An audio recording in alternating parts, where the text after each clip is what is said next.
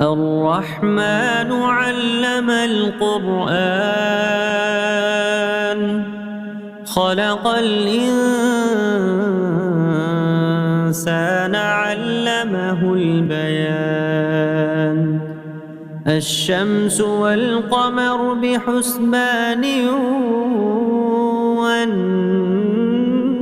والنجم والشجر يسجدان والسماء رفعها ووضع الميزان ألا تطغوا في الميزان وأقيموا الوزن بالقسط ولا تخسروا الميزان والأرض وضعها